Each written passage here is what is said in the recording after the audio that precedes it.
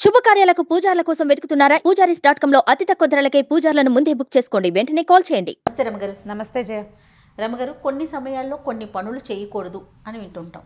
సాయంత్రం గురించి మాట్లాడుకుందాం. సాయంత్రం పూట అలాగే దీపాలు పెట్టేటప్పుడు కొన్ని పనులు చేయకూడదు అంటుంటారండి. చాలా ముఖ్యమైన విషయాలు కొన్ని. అవునా? అంటే ఇది వరకు జయ, ఇది ఈ కాలానికి ఉపయోగపడుతుందో పడవచ్చో చెప్పలేను నేను. కొంచెం నాకు కూడా అనుమానాలు ఉంటుంటాయి వాటి మీద. ఇదివరకటి రోజుల్లో సాయంత్రము అంటే దీపాలు పెట్టడము, తర్వాత చీకటే జీవితం. ఒట్టి దీపాలతోటి గుట్లో ముద్ద, గూట్లో దీపం, నోట్లో ముద్ద తిని పడుకోవటమే. చీకటి పడ్డాక కొన్ని పనులు చేస్తే ఏమీ కనపడదు, వస్తువు వేస్టు, ఆ టైం కలిసి రాదు మనకి. అందుకని కొన్ని అసలు చేయనేకూడదు అనేవాళ్ళు. చేయకూడదు. అవి క్రమంగా మనకి ఎట్లా అయిందంటే అది సాయంకాలం చేయకూడని నియమంగా వచ్చేసింది. మనం దాన్ని అలవర్చుకుని ఉన్నాం. పెద్దవాళ్ళు చెప్తారు, ఏ సాయంత్రం పూట చేయబాక, ఏమిటి అసురు సంధ్య వేళ అంటారు. అసురు సంధ్య వేళ చేయకూడదు. చీకటి పడేటప్పుడు కొన్ని పనులు చేయకూడదు. మనకి అది అట్లా బ్రెయిన్లో ఫిక్స్ అయిపోయి ఉన్నాయి. అంటే అప్పటి కాలానికి అనుగుణంగా చెప్పిన మాటలు అంటారు. ఎక్కువ భాగం కాలానుగుణంగా చెప్పినవే. దాన్ని ఆ కాలానుగుణంగా చెప్పే విషయాన్ని ఎట్లా చెప్తారు? దాన్ని ఇప్పుడు అమ్మాయి అలా చేసుకోబోక అంటే నీకు నచ్చదు, నీకు డబ్బులు రావు అలా చేసావంటే అనగానే టక్కన కాళ్ళు ఊపేవాళ్ళు ఆపేస్తారు చూడు. అవునవును కదా. దీనివల్ల అనారోగ్యం వస్తుందని కానీ, ధనం పోతుందని కానీ, లేదా ధనం వస్తుందని కానీ చెప్పామనుకో, అప్పుడు ఖచ్చితంగా వింటారు. ఫాలో వినిపించటం కోసం కొన్ని ఖచ్చితమైన పద్ధతులు ఏర్పరిచారు. అందులో సాయంకాలం కసు ఊడ్చకూడదు, ఇల్లు ఊడకూడదు. ఇప్పుడు ఎట్లా పెందరాళే దీపాలు పెట్టకముందే ఇల్లు ఊడ్చేసుకోవాలి, దీపాలు పెట్టాక ఇల్లు ఊడకూడదు. దీనికి పాయింట్లు చూద్దాం ఎందుకు అని.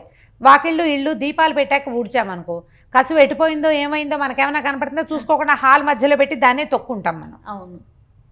ఏ వస్తువు ఏదైనా పొద్దున్నే బంగారపు వస్తువు ఏదైనా చిన్నది చేయి జారి పడింది అనుకో మన ఇంట్లోది, మనం ఈ ఊడ్చేటప్పుడు కొంచెం చీకటి పడ్డాక ఊడిస్తే ఒళ్ళేం తెలుస్తుంది, అది ఏ మూలకు పోతుంది, వస్తువు పోతుంది. అందుకని వెళ్తురుండగా చెయ్యాలి ఆ పనులు. అందుకని ఇది మొదలుపెట్టారు. దీనికి ఏమని చెప్తారో తెలుసా? లక్ష్మీదేవి వెళ్ళిపోతుంది. కరెక్ట్. అంటే టకీమని చేస్తాం ఆ పని, ఇంకా ఇది ఊడవకుండా ఉంటాం. ఊడవకూడదు. మనకి సాయంకాలం చేయకూడని పనులు ఇవి. ఇదొకటి. తర్వాత అది తలకాయ దువ్వుకోకూడదు, తల దువ్వుకోకూడదు. దువ్వుతావు నువ్వు సాయంకాలం కరకరా దువ్వేస్తావు, నీ ఒంటి మీద కొంత హెయిర్ పడుతుంది, నేల మీద కొంత పడుతుంది, చుట్టుపక్కల ఏమైనా కుర్చీలు సోఫాలు ఇప్పుడు అన్నీ అవే కదా మన ఇళ్లలో, వాటిలో ఎక్కడేవో పడతాయి, హెయిర్ కనపడదు. నువ్వు అది తినేటప్పుడు కంచంలోకి వస్తే, ఏ చంటి బిడ్డ ఉండి దాని వాడి మొహం మీద పడితే, నీ నెత్తిలో పేలుంటాయి, అవి కూడా ఒంటి మీద పడతాయి కదా. అవును కదా, ఒంటి మీద పడతాయి, చికాకు. అందుకని చీకటి పడ్డాక చేస్తే లక్ష్మీదేవి వెళ్ళిపోతుంది. జాగ్రత్త అయిందా. దీని తర్వాత దీపాలు పెట్టారు. సాయంకాలం అయ్యాక కొంతమంది లైట్ అలాగే చీకట్లో ఉంటారు. ఎప్పుడో అవసరమైతే కానీ వేసుకోవాలి. ఇట్లా సంధ్యా సమయం అవ్వగానే ఇలా దీపం వేసుకోవాలి, లైట్ వేసుకోవాలి. దీపాలు వెలిగించి పెట్టుకుంటే కొంచెం ఇళ్ళు బాగుంటాయి. ఏదైనా చాటమాటన ఎవరైనా మనుషులు వచ్చినా మనకి కనపడుతుంది. ఈ రెండు మెయిన్గా చెప్తారు. దీంతోపాటు సంధ్య వేళ పడుకోకూడదు. ఈ ఆఫీసుల నుంచి, స్కూళ్ళ నుంచి, కాలేజీల నుంచి వస్తారు, 5:20 వచ్చి ఆ సోఫాలకు అడ్డం పడిపోతారు. అవునండి, అలా నిద్రపోతారు.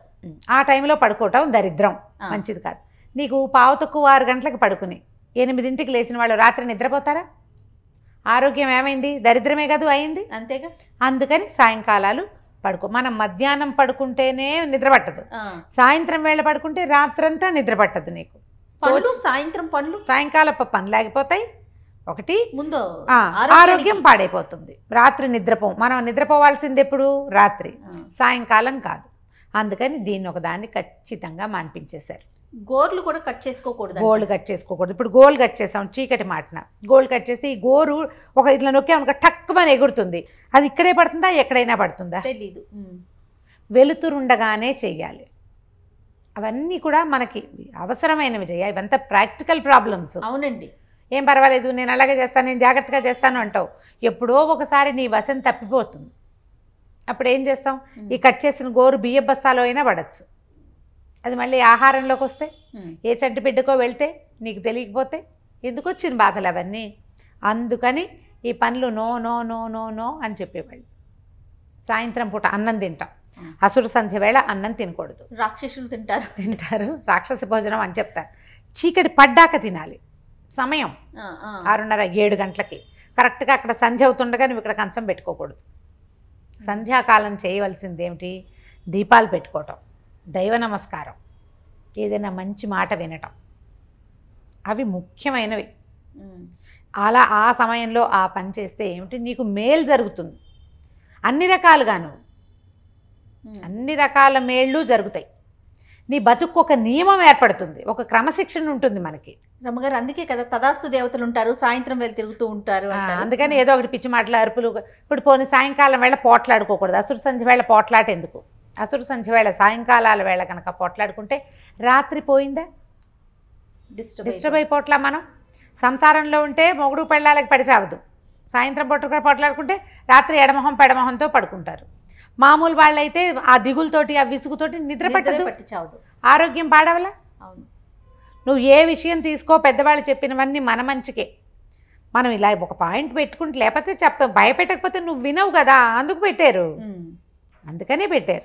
తర్వాత భార్యాభర్తలు కలవకూడదు, సంగమ నిషేధం ఉంటుంది సాయంకాలాలు.